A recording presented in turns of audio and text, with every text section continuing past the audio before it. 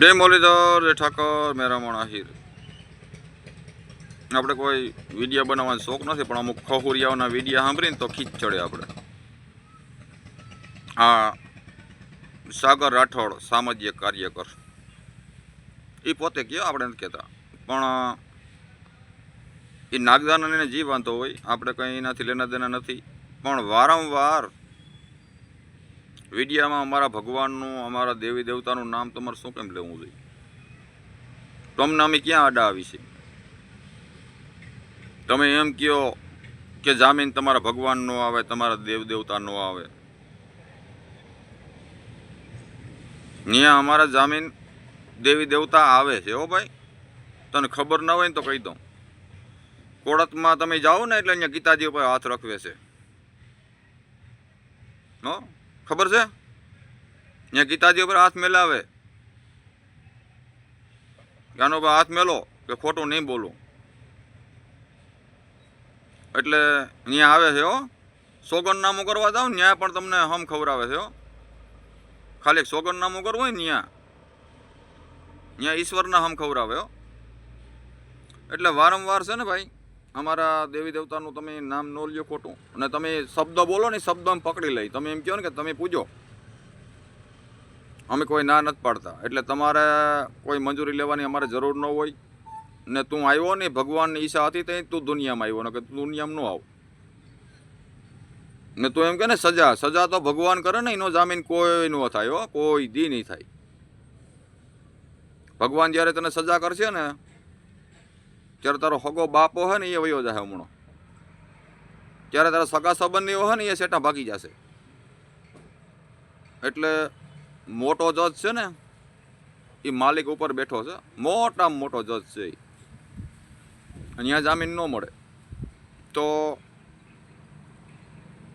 ભગવાન છે ને મોટામાં મોટો જજ છે. એટલે તું એમ કે આખું ભારત આ સંવિધાનથી હાલે, આખી દુનિયા ભગવાનથી હાલે છે. દેશ તો નિહારીઓ ભાઈ. આ પવન, પાણી, અગ્નિ,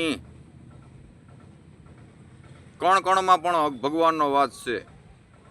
ને તમે એમ કહો કે તમારો ભગવાન જામીન દેવા ન આવે. અરે ભાઈ, અમારો બાપ કાળિયો ઠાકર હતો ને, એ જેલમાં હતો. તો એમાં કોઈ નવાઈ નથી. ત્યારે જેલ હતી, રાજા સાહેબ વખતની કોરટ હતી, જેલ હતી, બધું હતું. હો ભાઈ, હા, ન્યાય થતો. એટલે એવું નહીં સમજી લેવાનું. અમારો બાપે પણ જેલમાં હતો. એટલે અમારા તો લોહીમાં છે. એટલે તમે એવું ન સમજે. નાગદાને તારે જી વાંધો હોય ને, તું એમ કહેતો તો કે હમો આવે તો જામીન ન મળવા દો. એટલે તું જજ સાહેબ છો, તારા હમો આવે તો જામીન ન મળવા દે. હાલ હું આવું, હાલ ક્યાં છો, મને જામીન ન મળવા દે, ચાલ. એટલે ખોટે ખોટી તું ભગવાનની હરિયું ના કર. તું બોલો નહીં, શબ્દ પકડી લઈ ભાઈ. તું કે ને તમારા પૂજવા હોય તો પૂજો, અમે કોઈ ના નથી કહેતા. તમે ના કહીએ અમે રહી છીએ. 95% માને માણસ, 95%. કદાચ 5% ન માનતા હોય એની કોઈ વાત નથી, પણ 95% ઈશ્વરને માનવા વાળા છે. ઈશ્વર ના હોય ને તો તું જીવતો જ ના હો. પાણી, અગ્નિ, પવન બધું આપે છે. હો, અને આ વનમાં જે પશુ પંખી, કોઈ રેડિયાર માલ, આ તે ઘણું ભગવાન પણ એને પાલન પોષણ કરે. ત્યાં તું જાશો, એ પણ કાયદો લાગુ ત્યાં નથી પડતો. પશુ પંખીમાં ક્યાંય કાયદો લાગુ જ નથી પડતો. એ તો ઈશ્વર છે એનો. કે ને શાયર સબીર કા બાપ હે, બેટા કિસી કા નહીં, જો બેટા હો કે ઉતરે શાયદ કહાવત નહીં. એટલે ઈશ્વર એક છે.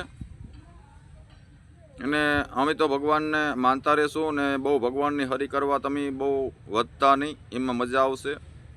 નકા તમારા વિડિયા ફીડિયા છે ને બધું બંધ થઈ જશે. હું જેને બોલો ને એ વસ્તુ કરું છું પાછો.